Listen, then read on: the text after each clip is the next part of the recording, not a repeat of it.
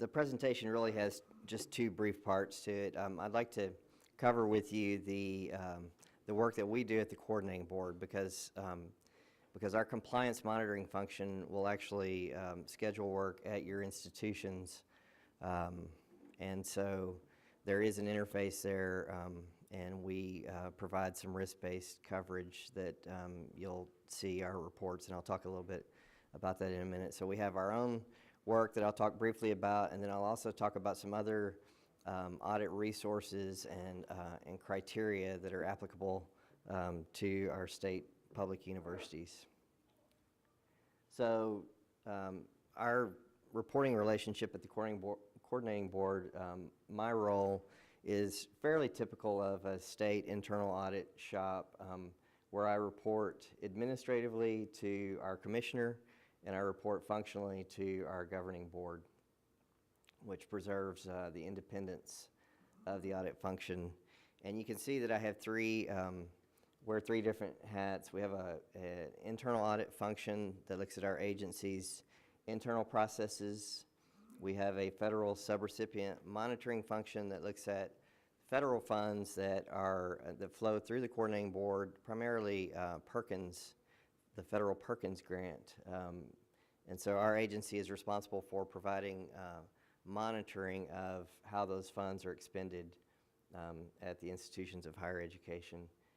And then the one that has a little bit more direct relationship to you and your role would be the compliance monitoring function. And we have 4 compliance monitoring staff that do work across the state, public and private institutions. And I'll talk a little bit more about our compliance monitoring function.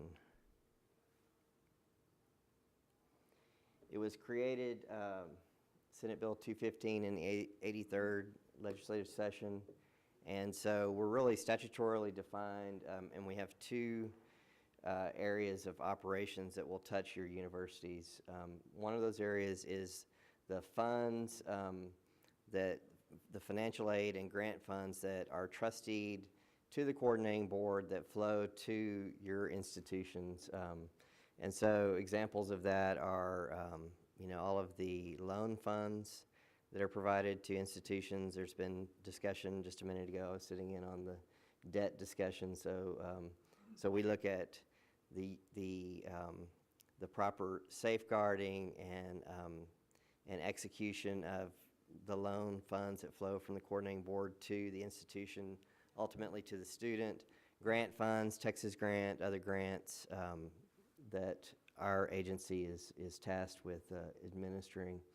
So there's sort of the dollar side of it through the financial aid processes, and then the second axis is the information that is reported by public universities to the coordinating board. And so just a moment ago you heard about the data-driven decision making, and so those decisions are only as good as the information that's behind them.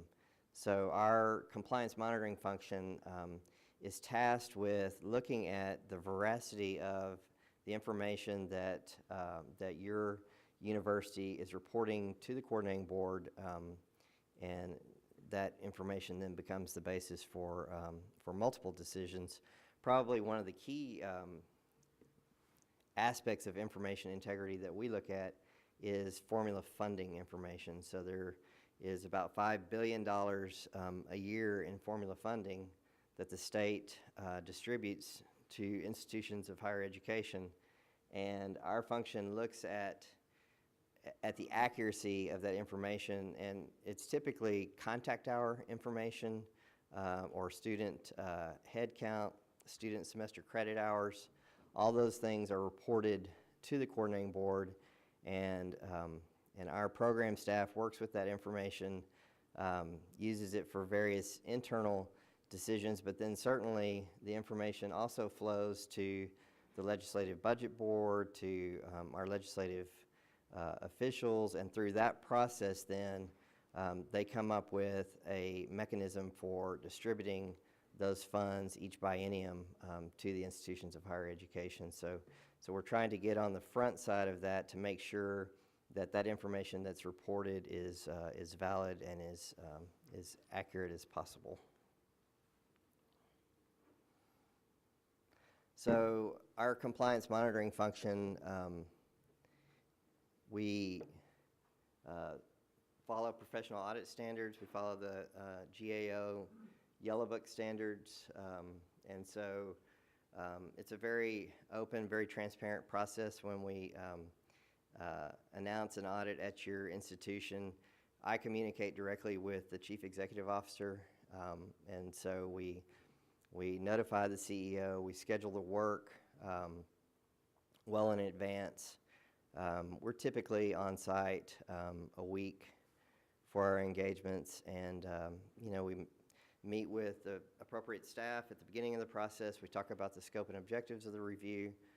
We talk about how we handle any exceptions in the communication with staff. We talk about, at the end of the process, the reporting that will come from that audit, and ultimately, just as on the front side, the president is notified of our engagement. On the back side, the audit report is addressed to the president, and as a governing board member, our practice is to copy the chair of the board for the particular institution that we're auditing. So both the CEO and the board chair will get notified of the results of our work. And that report will also include, if we do have any findings and recommendations, it will include the institution's response as part of the final report.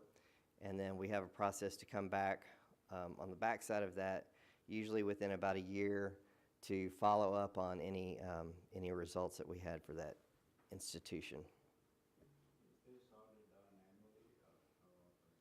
annually? The audits are done annually. As you can imagine, with the number of institutions that we have in the state, we certainly aren't at every institution every year. So we do go through a risk process to develop an audit plan that addresses what we consider to be the institutions with the highest level of risk.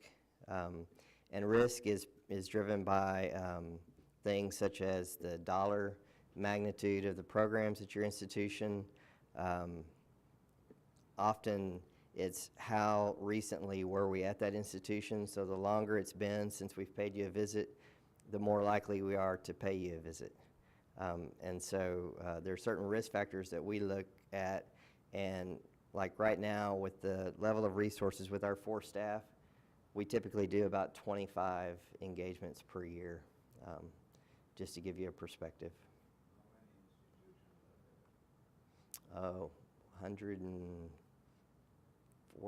100-ish. Linda, how many institutions in total? We have 37 public universities Right, and 50 community colleges. right, okay. And then you have the private All the privates is what I was thinking of too, yes. Right, another 30. right, over 100.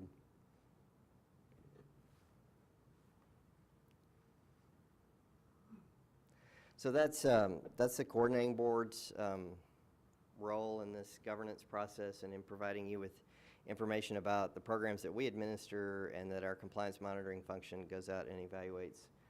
There are other audit resources at your disposal, and the state of Texas has Government Code Chapter 2102, which is the Texas Internal Auditing Act. So your institution should have an internal audit function, and this particular statute provides you with the structure and the requirements of that function.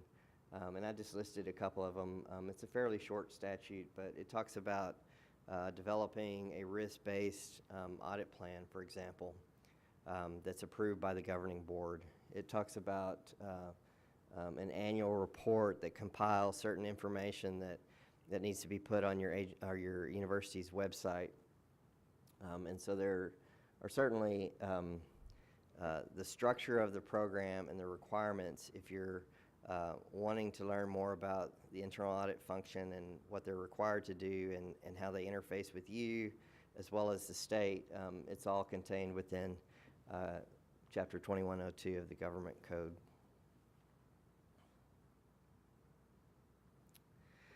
Our state has the Texas State Auditor's Office. That's also in Government Code, Chapter 321.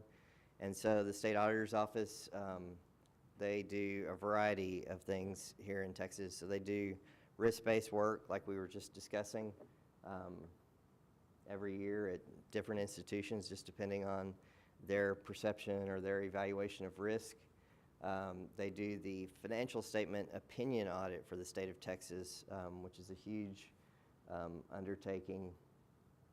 And so as a governing board member or CEO, you would see announcements that pertain to that, as well as you would see then the results of those audits contained in an audit report that comes to your institution at the conclusion.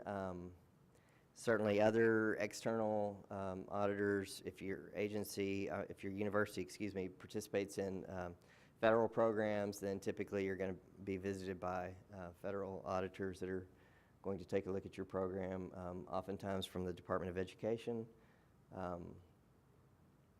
Another resource that I included for you is the Institute of Internal Auditors. There's a lot of information here in terms of auditing and what your role may be as a regent or trustee, and so I found this document useful. This is it's getting a little bit dated. This is 2007 publication. You can find it on the internet at that address or just by Googling. And it actually came out of Canada, but it's 20 questions that directors should ask about their internal audit function. And pretty useful, very easy to read, useful information. And I just tabbed a couple of the types of questions that are in here. One of them is, how does internal audit get and maintain the expertise it needs to conduct its assignments? So in your governance role, to be able to get that assurance that the audit function has the appropriate expertise. And so this document gives you recommended practices and some examples of qualifications that are pretty common within an audit function. Another question, how is the internal audit plan developed? And so it kind of walks you through what the recommended practices are. One question that we're working within the coordinating board, with our board and with our commissioner, is what does the internal audit plan not cover? So that's a key one from a governance standpoint. What is your audit function able to look at? And then given its level of resources, how much risk are you taking on as a trustee in terms of the programs that are not being looked at over a period of time?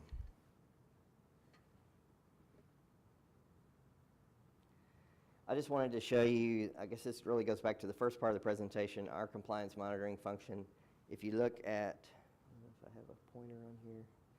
If you look at, this is our agency's homepage, and we have an internal audit and compliance monitoring tab on the left side of the website. So if you click on that, it takes you to our page. And I just want to point this out because if you ever need information about our reports that we may have done at your institution in the past, we have a whole section towards the bottom part of the page there, internal audit and compliance monitoring reports. So all of our final reports are public information. And so you can go out there and look and see, or maybe you want to compare, if you know that your institution is about to be audited for Texas grant, you could scan through the list of reports and see other institutions that we've looked at their Texas grant program and maybe see the common types of issues that we've encountered at those institutions. We have our annual plan is on the website, so you could see if your institution is scheduled for a review. And there's some other resources and links from this page.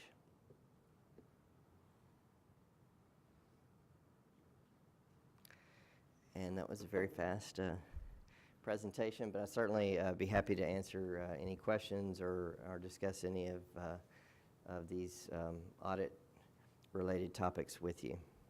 And I know I'm standing in the way of lunch also, so.